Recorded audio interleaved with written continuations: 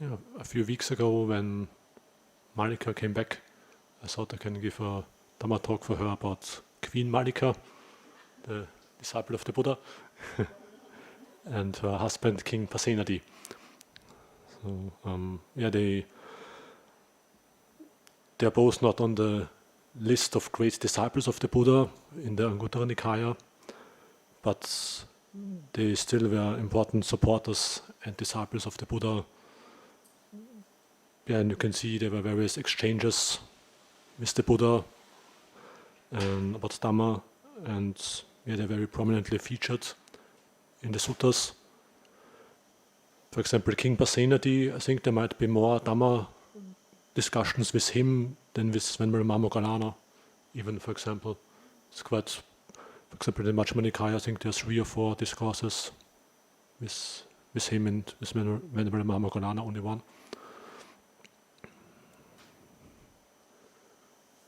Yeah, so maybe to start with the bigger picture, if you don't know it. And at the time of the Buddha, the 2 largest and most powerful kingdoms in northern India were the kingdom of Magadha, with Rajagaha's capital, and Bimbisara was king of Magadha. And then the second large kingdom was the kingdom of Kosala, with Savatthi as capital and King Pasenadi as ruler.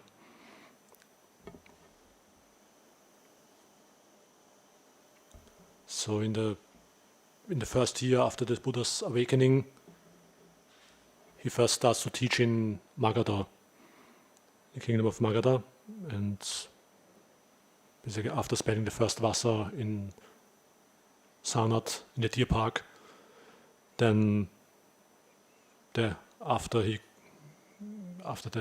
1,000 fire worshipping ascetics become his disciples, he is then walking with this army of 1,000 arahants from Gaya to Rajagaha, the capital of Magadha. And the King Bimbisara and the people of Rajagaha, they come out to welcome the Buddha outside of the city. And the King Bimbisara already becomes streamenterer after hearing the first discourse of the Buddha. And he tells him that when he was a young prince, he had 5 aspirations. So he was sort of a special prince, because you can see his, the first one has the aspiration, may I become king. And then the second one, may a perfectly awakened one arise in my kingdom. So even though he didn't know what awakening is or exactly what it is, he had this aspiration, may someone who is perfectly awakened arise in my kingdom. And then, may I pay homage to that blessed one. And then the 4th one, may that blessed one teach me the Dhamma. And then the 5th one, may I understand the Dhamma of this perfectly enlightened teacher. And then he says to the Buddha, now all his aspirations have been fulfilled, because now all this has happened. And so, yeah, it's obviously must have been also a special person, and it's someone like that has these aspirations.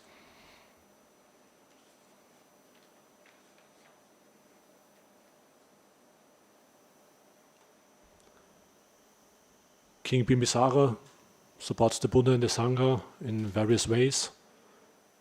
For example, he offers the first Buddhist monastery, the Bamboo Grove, Velovana, in Rajagaha. He sends his own personal doctor, Dr. Jivaka, to take care of the Buddha and the whole monastic community. And he also grants safety by law for the whole monastic Sangha. But interestingly, with King Bimbisara, there's not even one Dhamma exchange preserved in the Sutta Pitaka. Sometimes it's mentioned the Buddha encourages him with a Dhamma talk, but there's never actually a Dhamma talk preserved in more detail. So it seems after all his aspirations have been fulfilled that he had as prince, then King Bimbisara was maybe just content with having realized stream entry and being busy with his duties as king. And he didn't have so much interaction with the Buddha anymore. And after that, he just had this strong faith and conviction in the Buddha already from seeing him the first time and realizing the Dhamma. But then maybe his duties and just prevented him from practicing more.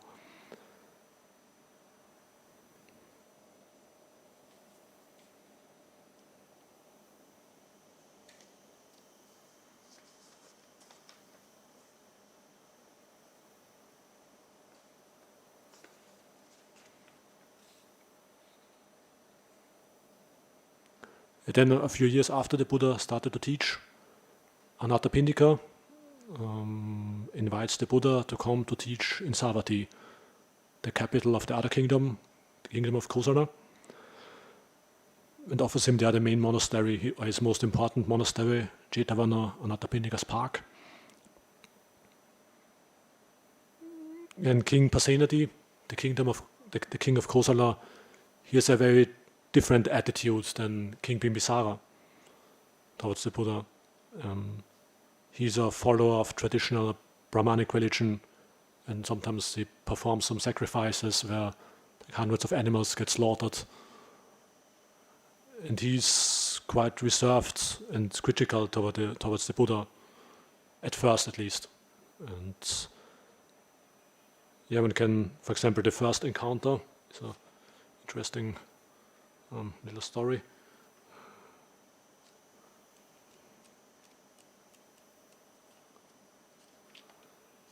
So the Buddha is in Jeta's Grove, Anathapindika's park, and then King Pasenadi of Kosala approaches the Buddha and exchanges greetings with him.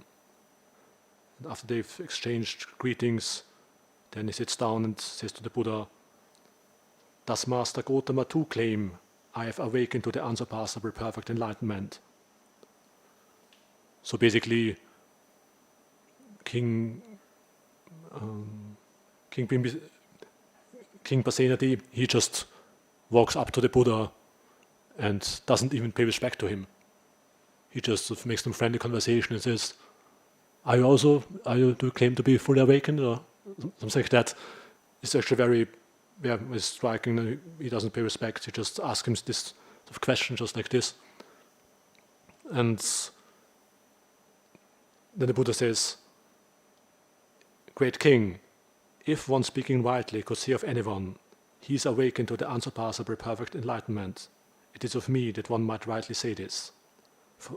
For our great king, I have awakened to the unsurpassable perfect enlightenment."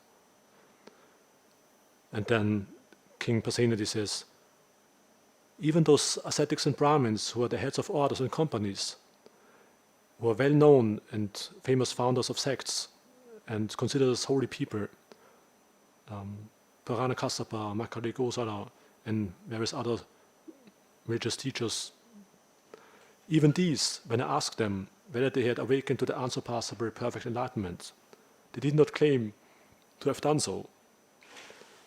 So why should Master Gotama make such a claim when he's just young in years and is newly gone forth?" So he just says, "No, how can you claim perfect enlightenment? You're just a young man and just recently gone forth into homelessness." And then the Buddha answers, "There are four things, great king, that should not be despised and disparaged as young." What four? A Khattiya, like a noble warrior, should not be despised and disparaged as young. A snake should not be despised and disparaged as young. A fire should not be despised and disparaged as young. And a monk should not be despised and disparaged as young. These are the four. And then he teaches him further in verse. One should not despise as young a Khattiya of noble birth, a high-born prince of glorious fame. A man should not disparage him. For it may happen that this lord of men, this Khattiya, shall gain the throne, and in his anger punishes one harshly with royal punishment. Therefore, guarding one's own life, one should avoid him. One should not despise as young as serpents one may see by chance, in the village or a forest. A man should not disparage it. For as the fierce snake glides along, it may attack and bite the fool, whether a man or a woman. Therefore, guarding one's own life, one should avoid it. One should not despise as young a blazing fire that devours much, a conflagration with blackened trail. A man should not disparage it. For if it gains a stock of fuel, having become a conflagration, it may attack and burn the fool, whether a man or a woman. Therefore, guarding one's own life, one should avoid it. When a fire burns down a forest, the conflagration with blackened trail, the shoots that spring to life once more, as the days and nights pass by.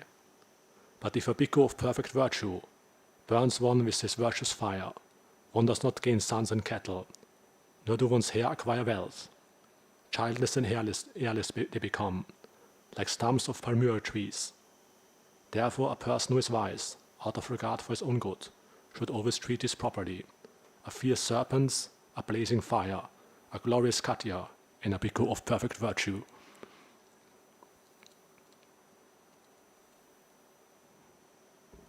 There's a sharp first exchange between King Pasenadi and the Buddha, and the king challenging the Buddha how he can claim awakening when he's just a young man and recently gone forth, and the Buddha giving this fierce similes with the poisonous snake and the fire and the katya, the noble warrior.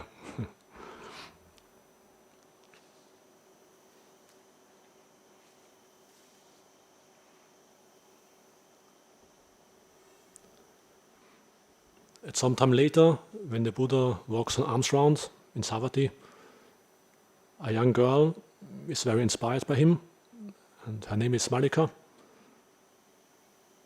She sees him on alms round and pays respect to him and offers him all food in her basket. And the Buddha smiles. And then Venerable Ananda asks the Buddha why he smiled. And the Buddha tells him the karma of her generosity will manifest on the same day, and she will become the queen of the kingdom of Kosala as a result of her gift, which would be something very unusual. Just like, for example, if today there would be some woman working in a flower shop in London, and then someone would say, "Oh, she will become Queen of England on the same day." Something very unusual.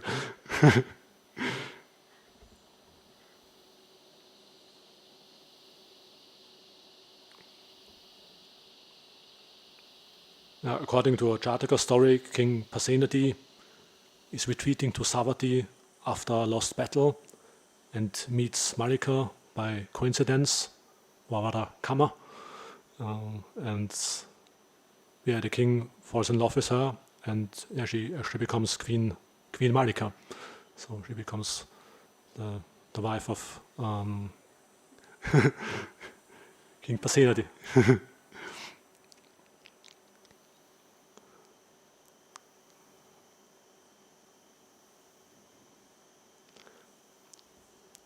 Soon after Mallika becomes queen, she goes to visit the Buddha to ask him a question.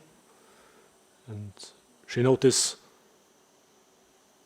some women are beautiful, wealthy, and have great power. And other women, they are maybe beautiful but poor and powerless. And other ones maybe are ugly, rich and powerful. And she asked the Buddha, what is the reason for that? And obviously one can see these differences in daily life. And so it seems Mallika has already some conviction that there's some deeper cause for these differences. And it's not just like fate and destiny. Maybe she also wanted to find out what is the cause of her becoming queen. Maybe she was curious that the Buddha maybe knows why, as a result of what karma, she became queen.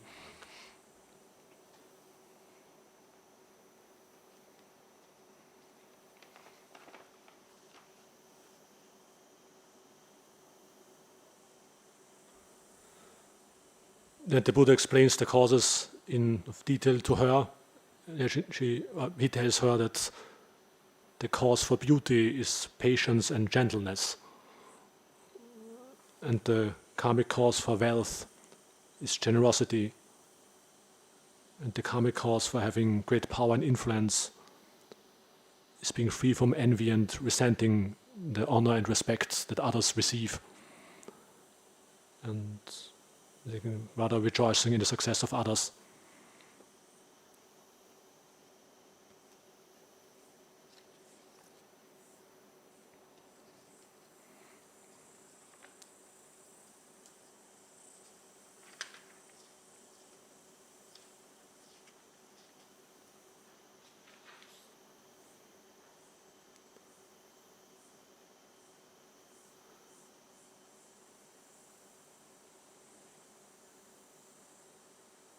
Yeah, for example, is one woman is not prone to anger, or often exasperated. Even if she is criticized a lot, she does not lose her temper and become irritated, hostile and stubborn. She does not display anger, hatred, and bitterness. And she gives various offerings, practices generosity, and she is without envy, one who does not envy, resent, or begrudge the gain, honor, respect, esteem and homage and worship given to others. And so, these three qualities. And then Queen Mallika says, I suppose, Bhante, that in some earlier life I was prone to anger and often exasperated. That even when I was criticized slightly, I lost my temper and became irritated, hostile and stubborn, and displayed anger, hatred and bitterness. Therefore I am now ugly, ill-formed and unsightly. Maybe a pun, because she probably wasn't that ugly. Not if the king of the king of Kosala married her, and she says, I suppose that in some earlier life she gave various gifts to ascetics and Brahmins, and therefore she is now rich and of great wealth and property. And she says, I suppose that in some earlier life I was without envy, and she didn't resent the gain and honor and respect of others, and therefore she is now influential. And from the day on, she says, I will not be prone to anger and often be exasperated. Even when I'm criticized a lot, I will not lose my temper and become irritated, hostile and stubborn. I will not display anger, hatred and bitterness. And I will give things to ascetics and Brahmins. And I will not be envious, one who envies, resents, and begrudges the gain, honor, and respect of others. And so, after that answer of the Buddha, she takes refuge in the Triple Gem.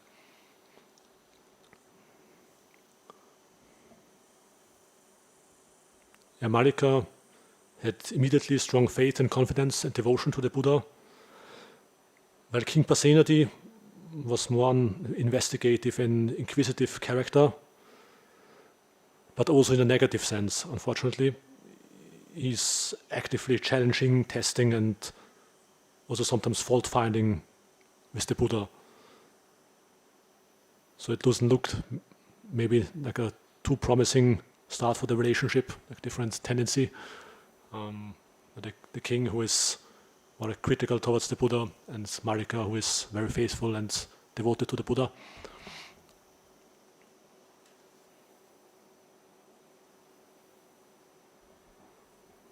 But maybe Mallika can inspire King Pasenadi to become a disciple of the Buddha as well. So first, King Pasenadi continues with his critical attitude, and he's even testing the Buddha in a quite bold way. Once the king and the Buddha, they meet at the city gate, and at that time various ascetics are coming, just walking to the city, some naked ascetics and some Jains and some dreadlock ascetics, and then the king pays respects to them.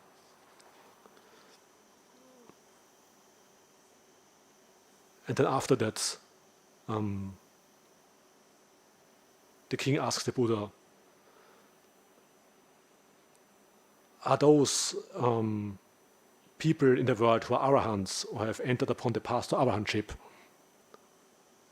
And the Buddha answers him, great king, being a layperson who enjoys sensual pleasures, dwelling in a home crowded with children, enjoying the use of cassia and sandalwood, wearing garlands, scents and unguents, receiving gold and silver, it is difficult for you to know that these are arahants who are on the path to arahantship. By living together with someone, great king, his virtue can be known. And that after a long time, not after a short time, by one who is attentive, not by one who is inattentive, by one who is wise, not by a dull person.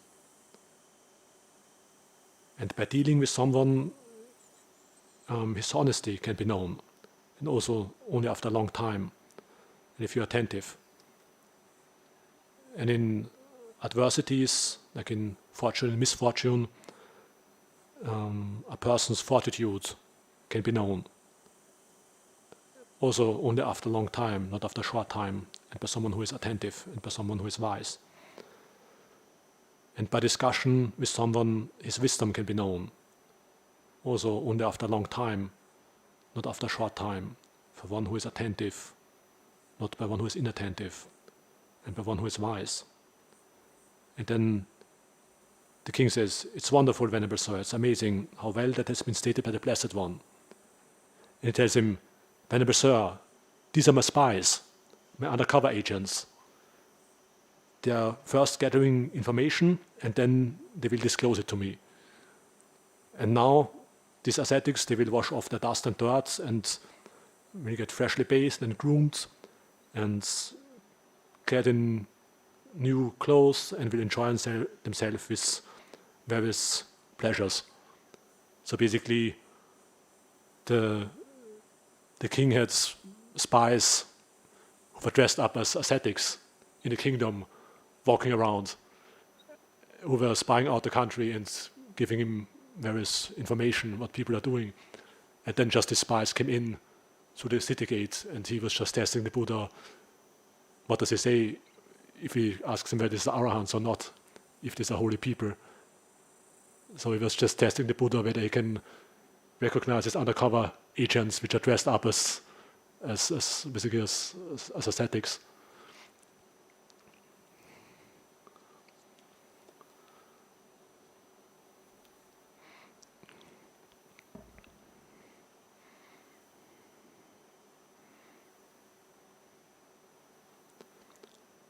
At some later time, some districts of the kingdom of Kosala are attacked by a bandit called Angulimala, and the people complain to King Pasenadi that he should catch him and kill him.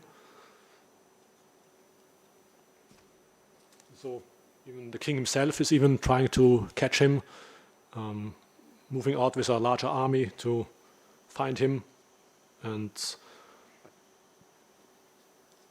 going to the Buddha.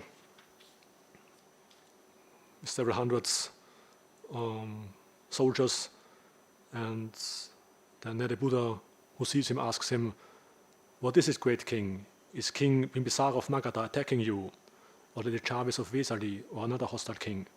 And he tells him, no other king is attacking me, but there's this bandit in my realm called Angulimala, who is murderous, bloody-handed, and merciless to living beings. And villages, towns, and districts have been laid to waste by him. He is constantly murdering people and wears their fingers as garland. I shall never be able to put him down, Venerable Sir. And then the Buddha asks him, great king, suppose you were to see Angulimala had shaved off his hair and beard, put on brown robes, and gone forth from home into homelessness, that he was abstaining from killing living beings, from taking what is not given, from false speech, that he was eating only one meal a day, and was celebrate virtues of good character. If we were to see him thus, how would you treat him? And then the king says, then we would pay homage to him, and they would offer him requisites and we would arrange lawful guarding, defense and protection for him. But Venerable Sir, how could such an immoral man, one of evil character, have ever such virtue and restraint? And on that occasion, Venerable Angulimala, who was just converted by the Buddha and became a monk, was sitting not far from the Buddha. And then the Buddha saying, "Great King, this is Angulimala." And then King Pasenadi was frightened, alarmed, and terrified. And knowing this, the Blessed One told him, "Do not be afraid, great King, do not be afraid. There is nothing for you to fear from him." And then, as the king's fear and terror subsided, he then asks him, "Venerable Sir, are you really Angulimala?" And he says, "Yes, great King." And then he asks him for his family, basically the name of his father and mother. And then he also wants to offer him some requisites, but he already says he has already everything. He doesn't need anything more. And then the king says to the Buddha, "It is wonderful, Venerable Sir. It is marvelous how the Blessed One has tamed the untamed, brings peace to the unpeaceful, and leads to Nibbana those who have not attained Nibbana.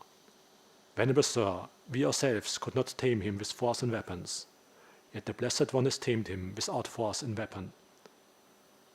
So he's very impressed that the Buddha managed to convert Angulimala and transform him into a peaceful monk.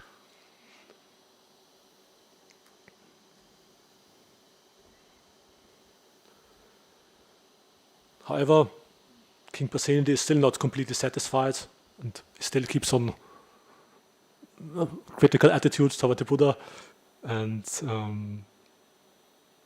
even Queen Mallika is so inspired and enthusiastic about the Buddha that he gets fed up with it. So I notice this. Give you an example then.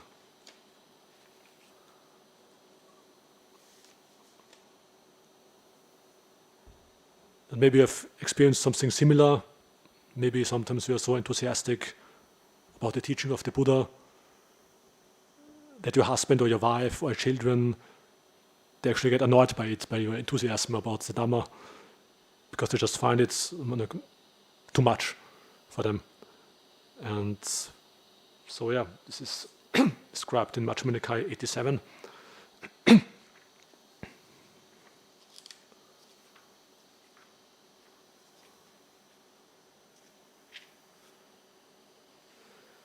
And that occasion, the son of a householder had just recently died, and he's very sad and going to the charnel ground and crying, and he's experiencing grief about his son that he died, and then goes to visit the Buddha. And the Buddha notices that he's not well, and he says to him, "Householder, your faculties are not those of one who's control of his own mind. Your faculties are deranged." And then he says, "How could my faculties not be deranged, Venerable Sir? My dear and beloved only son has died. And since he died, I have no more desire to work or eat. I keep going to the charnel ground and cry, 'My only son, where are you?'" So he comes to visit the Buddha because he's grieving about his only son who has died.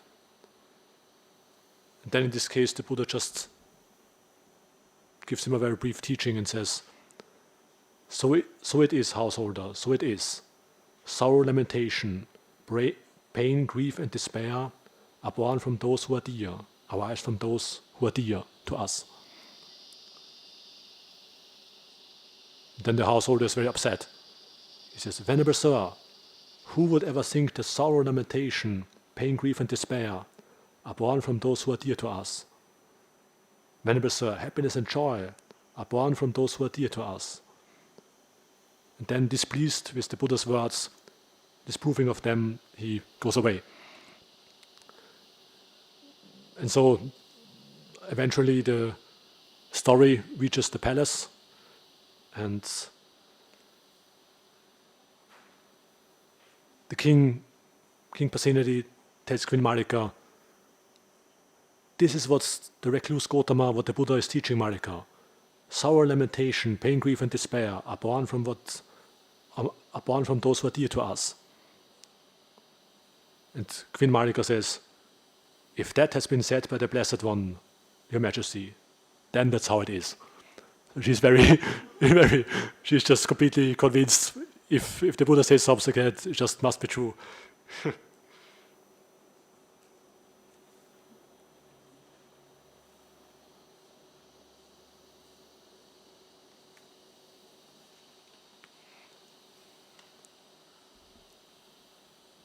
And so then the king says, no matter what the recluse Gautama says, Mallika applauds him thus.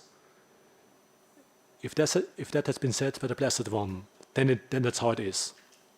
Just as a pupil applauds whatever his teacher says to him, so too Mallika, no matter what the recluse Gautama says, you applaud him. Be off, Mallika, away with you.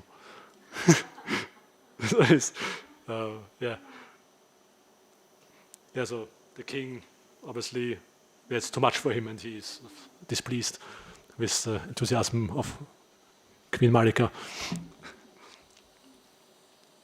And then the Queen Mallika then sends a Brahmin to ask the Buddha whether this has actually been said by him, and asking for explanation. And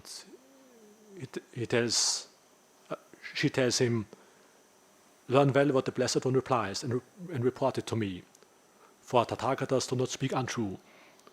So Yogi is very convinced that the Buddha only would speak the truth.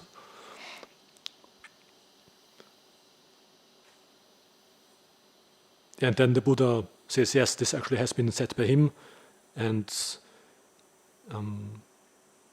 he says it should be understood in this way that, for example, once in Savatthi, the mother of a certain woman died, and then because of her mother's death, she lost her mind and was just completely overwhelmed by the sadness. And similar, there was someone's son or daughter or sister died, and then they were overwhelmed by sadness, or even that some even committed suicide because they were overwhelmed by being separated from someone who is dear to them. And in this way, it should be understood that sorrow, lamentation, pain, grief, and despair are born from those who are dear to us.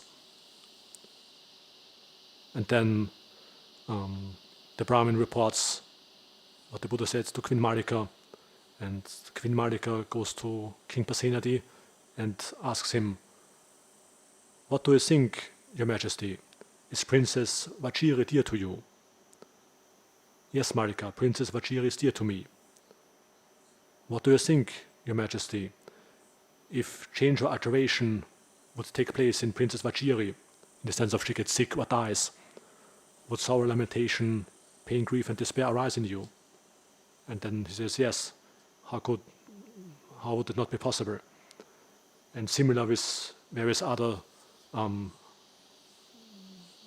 relatives of him.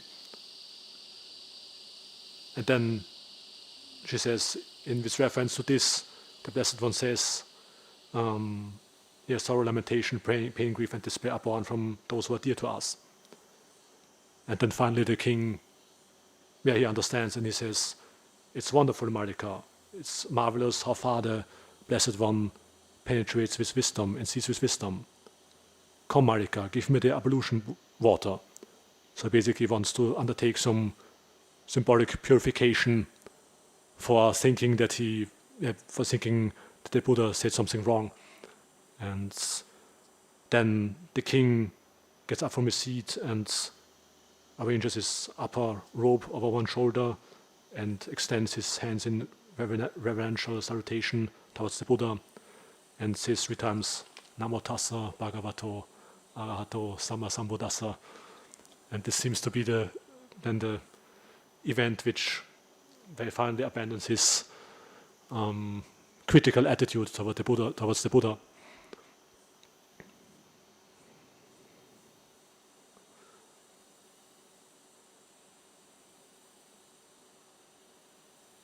so he gradually investigated and gradually became more and more pleased with what the Buddha is saying and with his conduct, and then gaining more confidence until it was very strong.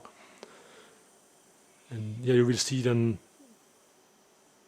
at the end, when he's old, the king is very devotional towards the Buddha when he's old, and very convinced disciple. And so after King Pasenadi abandoned his critical attitude towards the Buddha, he regularly visits him and asks him questions, seeking his advice.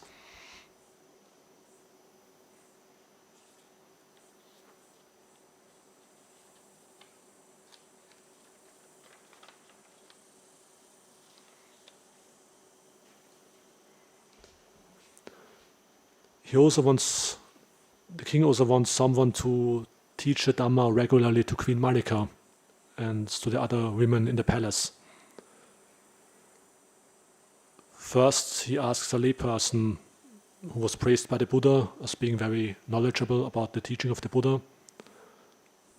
But the layperson replies that whatever he knows is due to the monks, and that the king should ask the Buddha to send someone to the palace to teach there. And the Buddha asks Venerable Ananda and sends him and to visit the palace regularly to teach Queen Mallika and the other women. Some of them get even more inspired than Queen Mallika.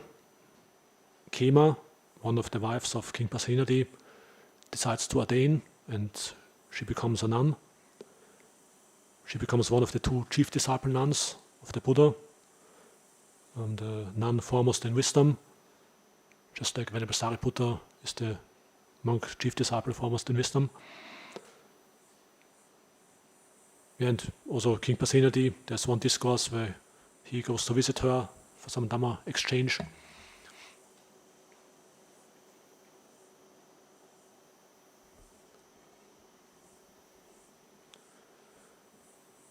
Meanwhile, Queen Mallika continues with her Dhamma practice while living in the palace. She donates a monastery with a large assembly hall to the Sangha. And also in the Anguttara Nikaya, her name is mentioned with various other noble women disciples, and observing the Uposatha, so observing the 8 precepts once a week during the day for more Dhamma practice.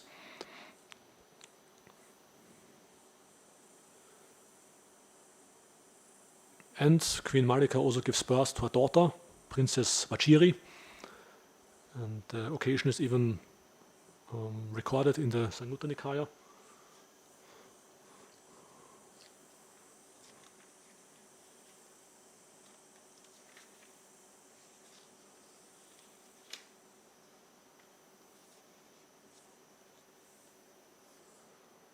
While the king visits the Buddha, then some messenger comes to bring in the message, and he whispers into his ear, "Your Majesty, Queen Mallika has given birth to a daughter."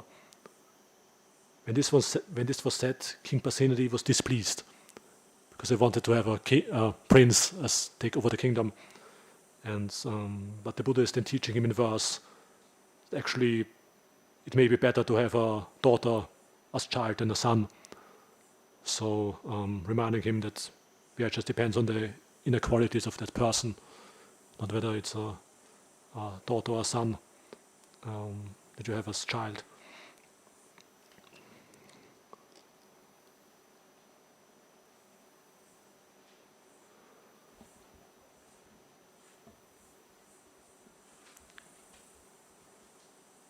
So King Pasenadi visits the Buddha on various occasions.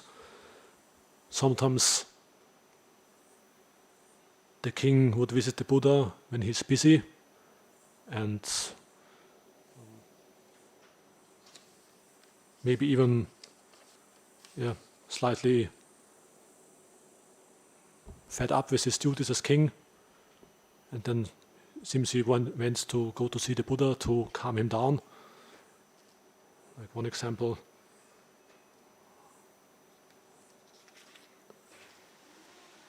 So the king visits the Buddha and tells him,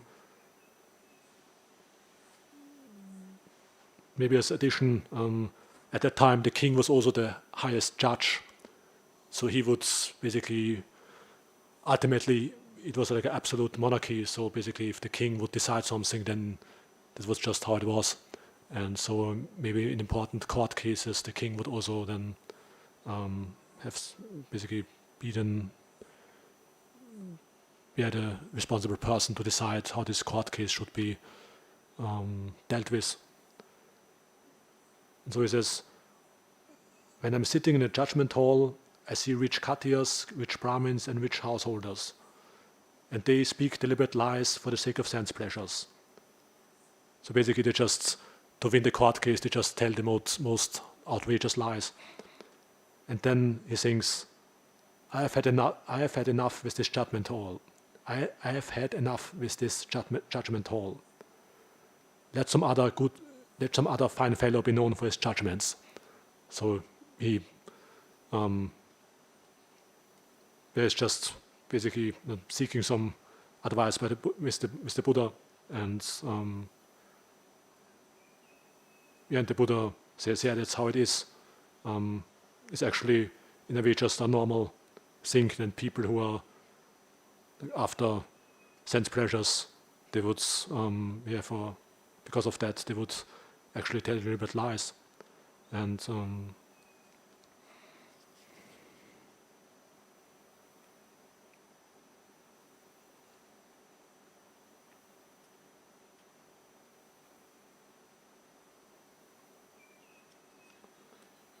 one time the king comes to the Buddha and says he's just busy. He comes in the middle of the day, which is unusual, and maybe just briefly between various activities. And he tells him he's engaged in various affairs of a Khattaya king who have conquered a big country and have a great sphere of influence. And the Buddha, stirring him up, he tells him, what do you think, great king? Imagine a man would come from the east and he would tell you, you should know, Your Majesty, I'm coming from the east, and there I saw a great mountain as high as the clouds coming this way, crushing all living beings. Do whatever you think should be done, great king. And then another man would come from the west, from the north, and from the south, and they would all tell him that there are these mountains rolling on towards him, crushing all living beings. And the Buddha says, if such a great peril should arise, such terrible destruction of human life, the human state being so difficult to obtain, what should be done? And then the king says, what else should be done but to live by the Dhamma, to live righteously, and to do wholesome and meritorious deeds? And then the Buddha tells him, I inform you, great king, I announce to you, aging and death are rolling in on you. When aging and death are rolling in on you, what should be done? And then again the king says, in that case, what else should be done but to live by the Dhamma, to live righteously and to do wholesome and meritorious deeds?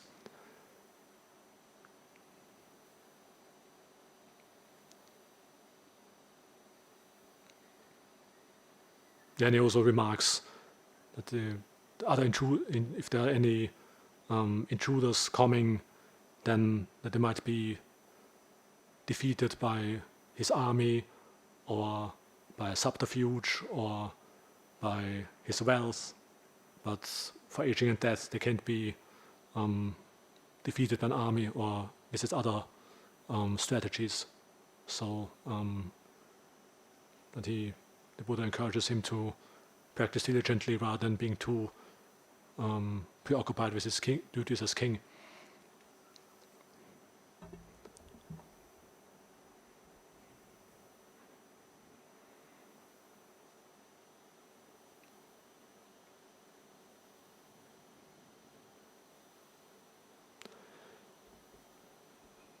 Once the Buddha is even teaching King Pasenadi to lose weight. He's overweight and comes to the Buddha.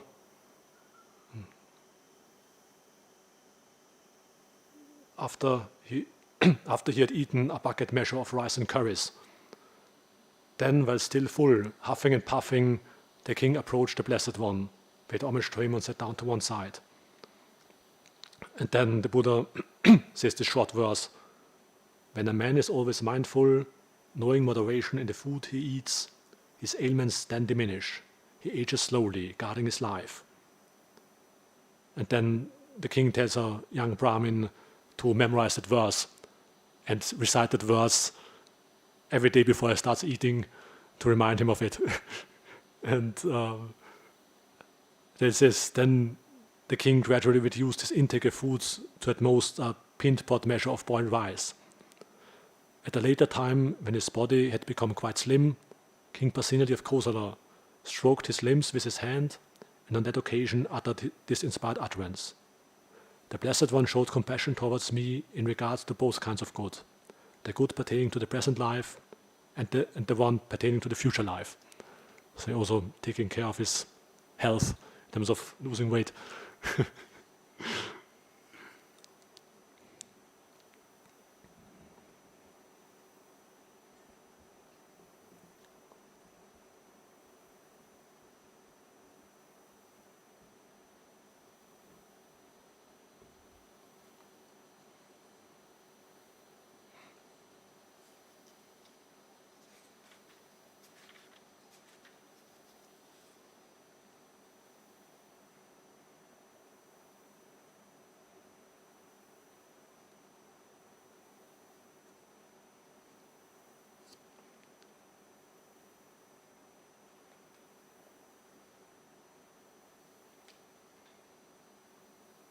Yeah, sometimes he's also reporting some spontaneous conversations that come up, like once Queen Mallika and the king are sitting on the upper terrace of the palace, and probably in some romantic mood, the king asks Queen Mallika, "Is there anyone that you love more than yourself?"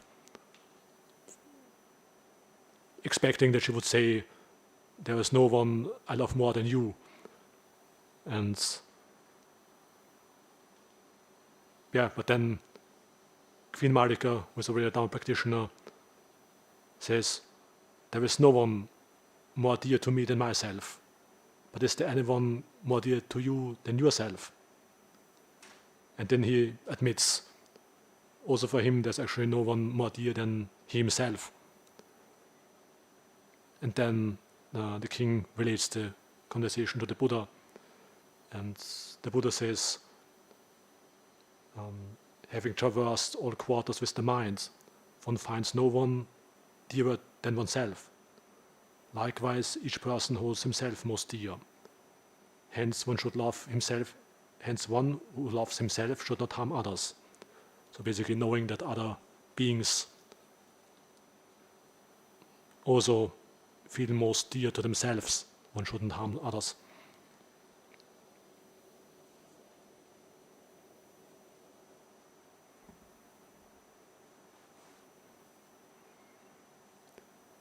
Also, one can see in the suttas sometimes the king would also be in seclusion. He actually seems to, at least sometimes, have some quiet time for himself.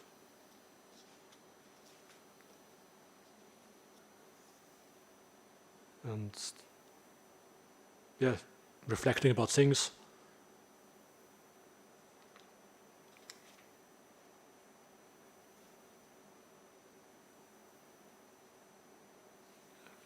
Yeah, for example, that at one time the king was reflecting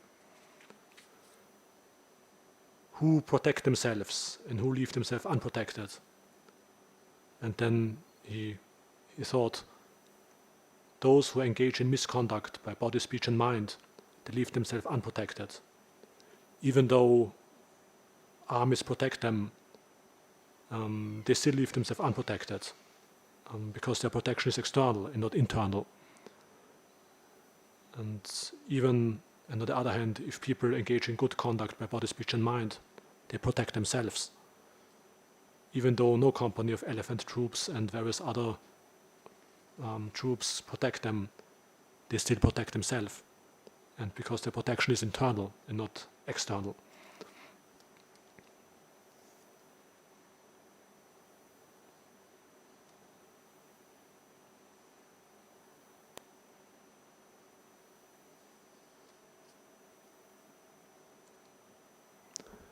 The Buddha is also teaching the king how to use the two most important Dhamma qualities, Kalyana Mitta, like being friends with people with good qualities, and diligence, also for the benefit of ruling his kingdom.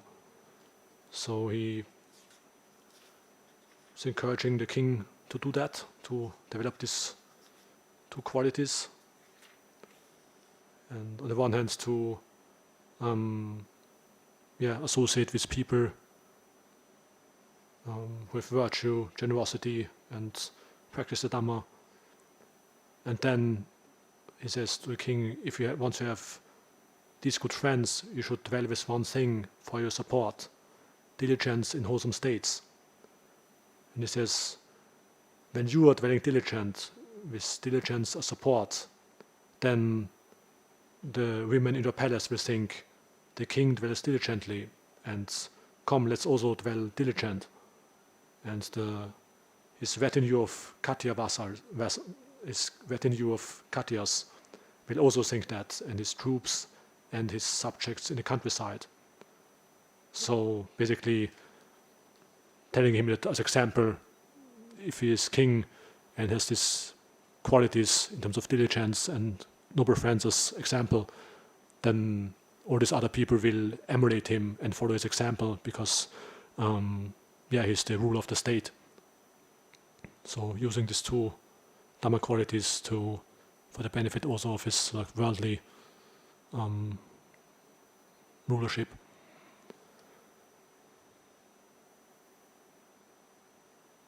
Yeah, and King Pasenadi did not only have his Queen Mallika as noble friend, but also two of his ministers, Isidatta and Purana.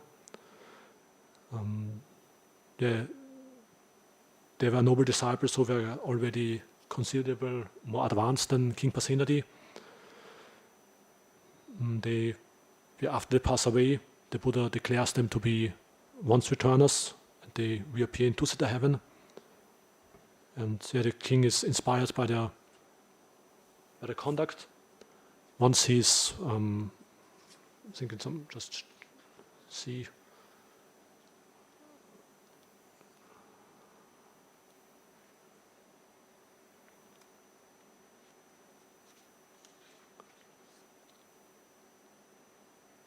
Once he's leading an army somewhere, and then he's put up in very cramped quarters, and he notices his two ministers, Isidatta and Purana.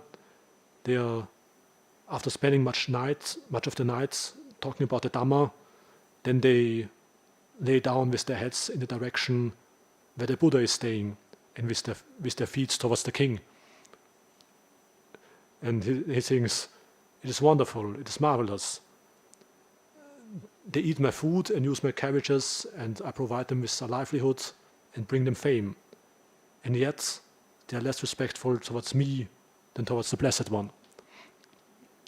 And then he thinks, surely these good people perceive successive states of lofty distinction in the Blessed One's dispensation. So surely they must be so respectful to the Buddha because they have realized some high attainments, and he's actually right. They're both once returners.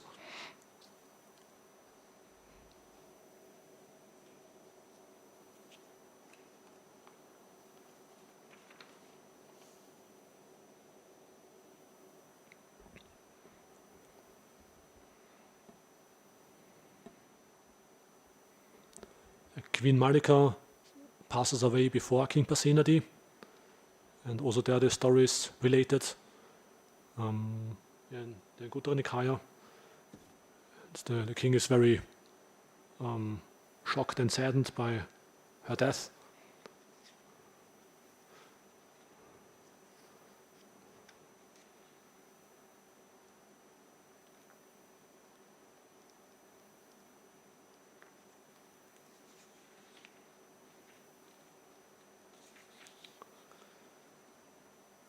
Yeah, so again,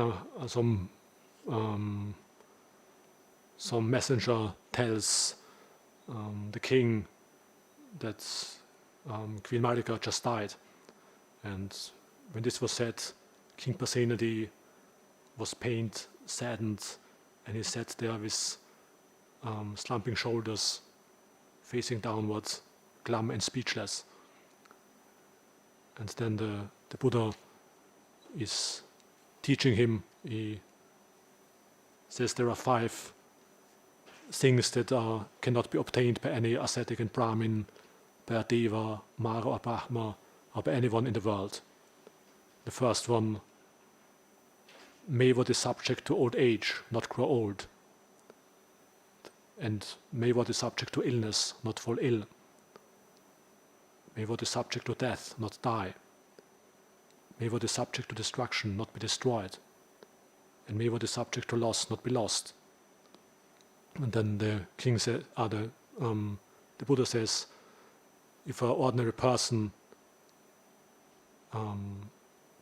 grows old, then he doesn't reflect, I'm not the only one for whom what is subject to old age grows old, but for all beings that come and go, pass away and undergo rebirth, what is subject to old age grows old.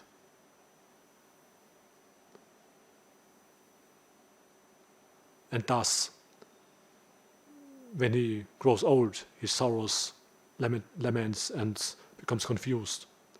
And this is called an uninstructed worldling, pierced by the poisonous dart of sorrow, who only torments himself. Where the noble disciple, if what is subject to old age grows old, when this happens, he reflects, I'm not the only one for whom what is subject to old age grows old.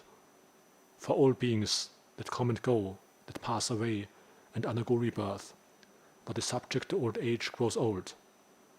And if I would sorrow and lament and become confused, then he would just, the only result of it would be that he himself is sort of afflicted. And he says, this is called a noble disciple who has drawn out the poisonous dart of sorrow, pierced by which the uninstructed worldling only torments himself. Sorrowless without dart, the noble disciple realizes Nibbana.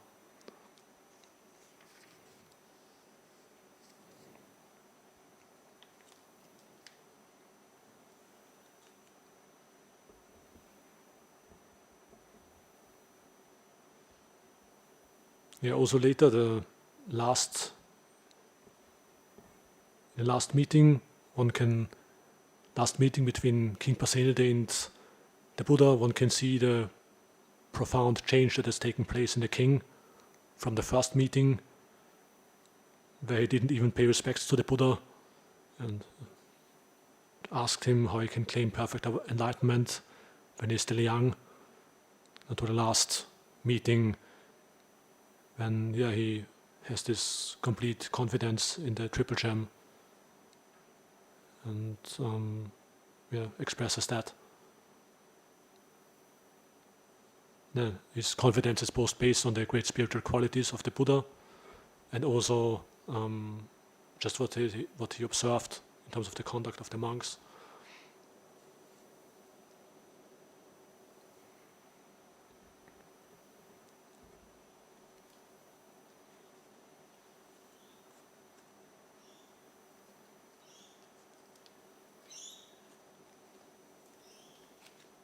They're both at that time, they're both 80. They're same age, the Buddha and King Pasenadi. And the king is just riding out to some pleasure ground, to some beautiful park to see a beautiful spot. And then while he's walking around in the park, and then he sees the peaceful trees and the forest, which is quiet and undisturbed, with an atmosphere of seclusion, remote from people, and that reminds him of the Buddha. So he thinks, these trees are quiet and undisturbed. These are just like these places where I used to go when we pay respect to the Buddha. Then he asks, where is the Blessed One living now? And another person tells him then that he's actually not far away. They can still drive there when it's daylight. And then the Buddha drives there and goes to the kuti. And King Pasenadi quietly went up to the dwelling with the closed door, entered the porch, cleared his throat and tapped on the panel. And the Blessed One opened the door. And King Pasenadi enters and he's prostrating himself with his head at the Blessed One's feet.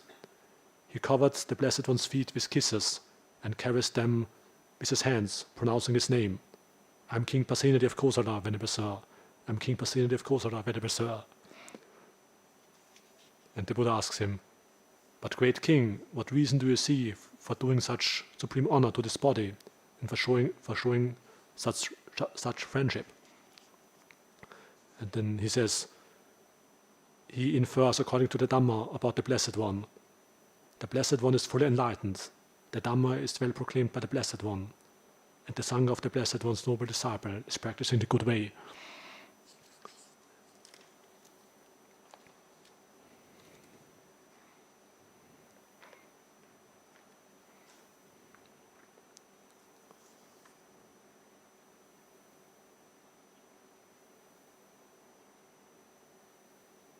On the one hand, he says because the Buddha is practicing for the welfare of many people and established so many people in the noble method in the practicing of the Dhamma. And this is one reason why he shows such supreme honor. And then because the Blessed One is virtuous, and because he's a forest dweller and content with any requisites, and that he's worthy of gifts and worthy of offerings, and that he gains various stages of samadhi, that he recollects his previous lives and can see how beings are reborn according to the karma, and that he is liberated from all defilements.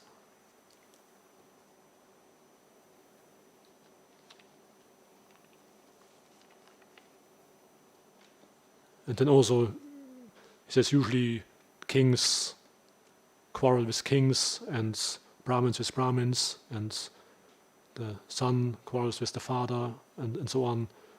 But he sees that the monks live in concord with mutual appreciation without disputing. And he says, I do not see any other assembly elsewhere with such concord. And also because of that he infers that the Buddha is perfectly awakened, the Dhamma is well proclaimed, and the Sangha is practicing the right way.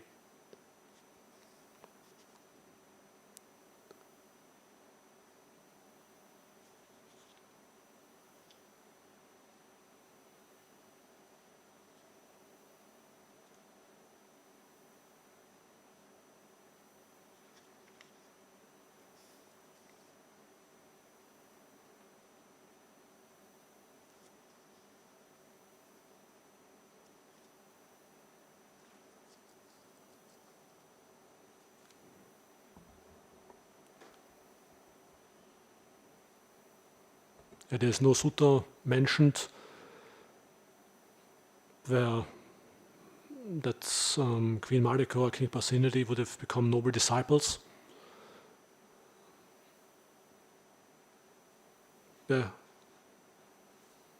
However, as I said, in one list, Queen Mallika is mentioned with many other great laywomen noble disciples. So maybe they actually realized the Dhamma, at least to some level. They certainly had very good conditions. The Buddha had his main monastery, where he spent most time in the capital, in Savatthi, and Venerable Ananda was teaching in the palace. Two ministers were once returners, but there we don't know for sure where they became noble disciples or where they were reborn. And at one time the Buddha was teaching King Pasenadi about four kinds of people. A person who goes from darkness to darkness, a person who goes from darkness to light, and a person who goes from light to darkness, and a person who goes from light to light. And so, for example, let's say someone is born in a low family, a poor family where there's little food and drink, and then he engages in misconduct of body, speech and mind. And having done so, with the breakup of the body, he is reborn in a bad destination. And so this is like a person going from darkness to darkness.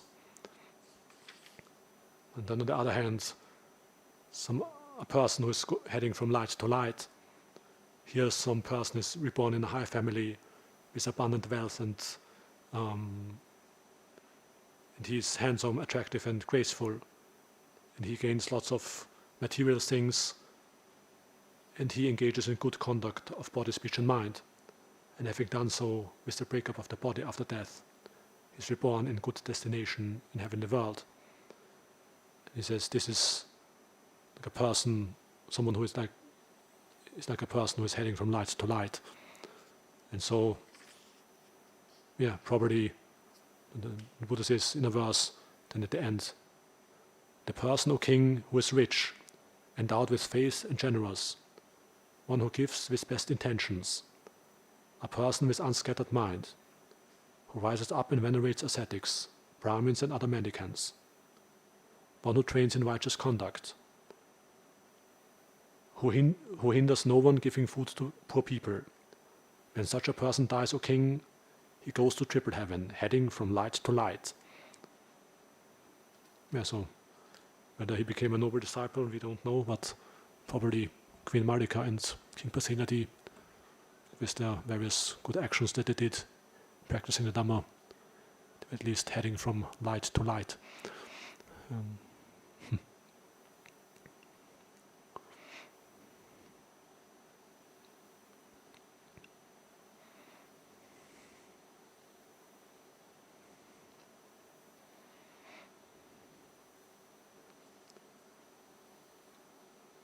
There's a whole Samyutta in the Samyutta Nikaya, third Samyutta, Kosala Samyutta. They're all, there is 25 short discourses with King Pasenadi, the Buddha. And then in the Majjhima Nikaya as well, some, I think 3, just checking.